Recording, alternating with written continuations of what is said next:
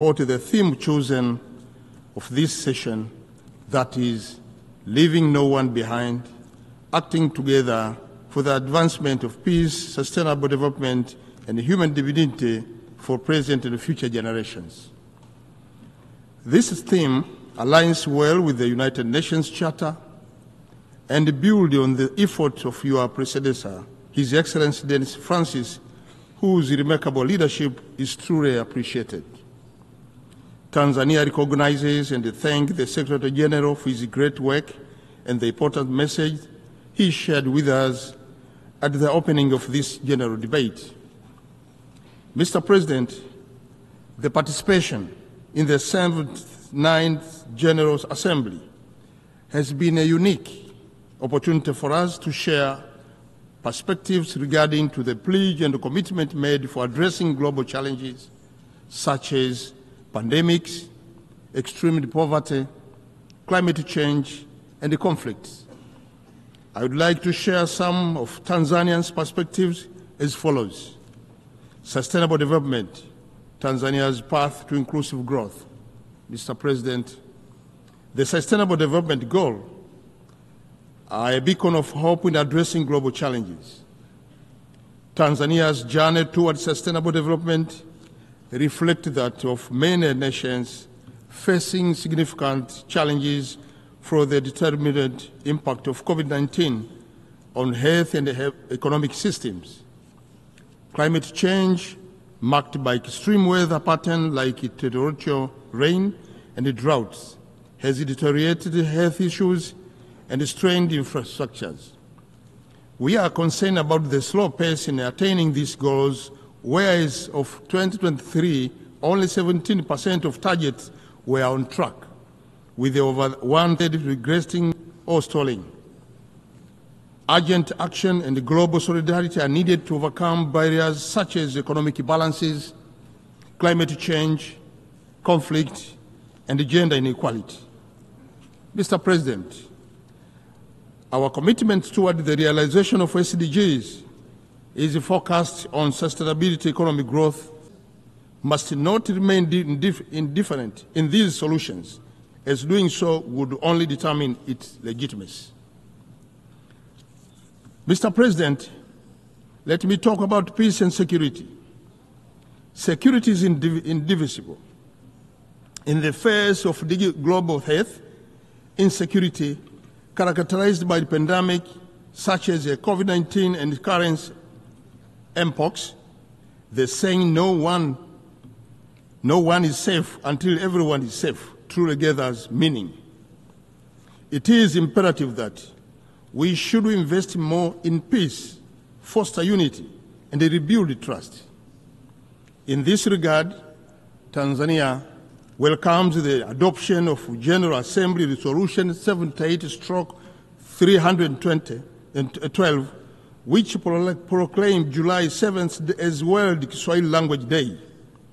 Kiswahili is a language spoken by over 200 million people in all continents of the world. It is an important tool for advancing peace, unity, and cultural diversity. While Tanzania and other Kiswahili-speaking countries looking forward to commemorate this day in 2025 and beyond, we also call on this Assembly to explore the possibility of recognizing Kiswahili as an official language of our esteemed organization or as this Assembly. Tanzania, East African Community, South African Development Community, and African Union have already led the way to Kiswahili speaking, and it is again important that we invest more in peace initiatives because there is no development without peace and unity. Your Excellency, Mr. President, in recognition of this requirement, Tanzania has several decades participated in peacekeeping, peace building, and mediation efforts. Tanzania has and continues to contribute towards world peace through its membership in the United Nations Security Council and the African Union Peace and Security Council.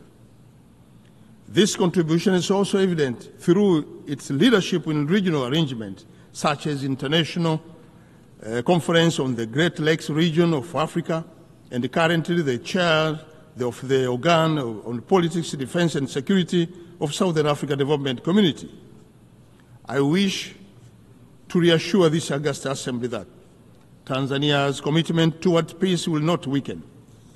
Tanzania will continue to diligently dispense the obligations emanating from the culture of the United Nations. Mr. President, let me talk about climate and change.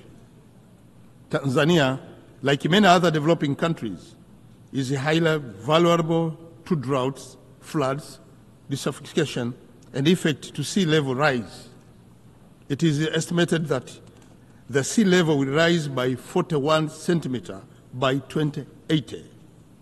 While the sea level rise cannot be reversed, Tanzania is taking several adoption and mitigation measures, including the restoration and the plantation of mangrove, enhancement of coastal infrastructure, and the promotion of ecotourism and aquaculture. It is imperative that, therefore, that we must invest more in climate finance to help recover economies already suffering from these effects, and to enhance access to funding for loss and damage in the hand-hit countries. Mr. President, about transformation to clean energy, as we prepare for COP29 in Baku, Azerbaijan, it is worth remembering that globally, an estimated 2.4 billion people are still using polluting fuel for cooking. This contributes to health problems, food insecurity, gender inequality, and environmental damage, including millions of premature death, limited access to education and employment for women and children, and increased household gas emission and deforestation. Achieving universal clean cooking access in Africa by 2030 would require an estimated about $4 billion annually, a small fraction of global energy spending. Mr. President, in response to this alarming situation, Tanzania is championing a clean cooking agenda, which essentially contributed to several SDGs, including goals number 7, focusing on ensuring access to affordable and sustainable energy for all. Tanzania will host the African Energy Summit in January 2025, means next year, co-organized with the World Bank and the African Development Bank. The summit aims to accelerate the implementation of World Bank Group and the African Bank Group commitment to provide electricity access to 300 million people in Africa by 2030. We look forward to working together with all partners to unlock energy potential and build brighter, more resilient future for Africa. Mr. President, delivering on democracy. In November this year, Tanzania will hold the local government election, followed by the presidential and the parliamentary election in October next year. As we prepare for this electoral event, I wish to assure this Assembly that democracy, human rights, and the rule of law will be upheld in line with President Samia's vision as captured in the 4 R's philosophy, namely reconciliation, resilience, reform, and rebuilding. Since the announcement of 4R principles in 2021, the government of Tanzania has continued to foster harmony and promote unity across political, religious, and ethnic divides. In implementation of 4R, the government has also undertaken several monumental reforms that seek to address shortfall within the criminal justice system, allow the effective political process, and enhance the enjoyment of human rights. Mr. President, reforms are crucial for countries and international organizations to stay relevant, for greater inclusiveness, transparency, and accountability, especially in multilateral bodies like UN Security Council and the Bretton Woods institution.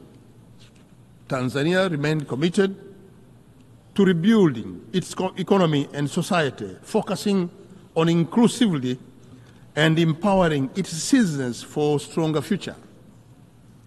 Mr. President, when I go to conclude my speech, Tanzania urges all the world leaders to unite against international threats that undermine unity, peace, and human dignity.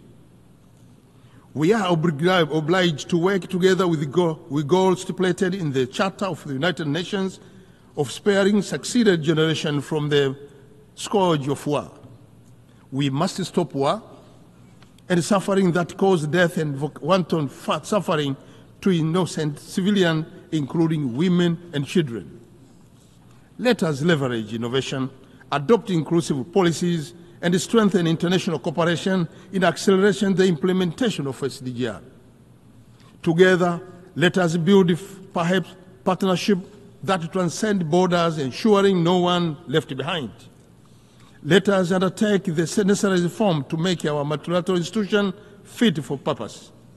Let us rebuild trust and reconcile our differences. Let us cooperate to build resilience of our institution and people. We can achieve the future we want if we commit to rebuild and restore what has been damaged by our past action. As we look to the future, let us honor the commitments made in various international fora. Together, let us embrace this moment with optimism and the shared dedication to inclusivity. Asante sana kwa kulisikiliza. Thank you so much for listening. Thank you so much for your attention.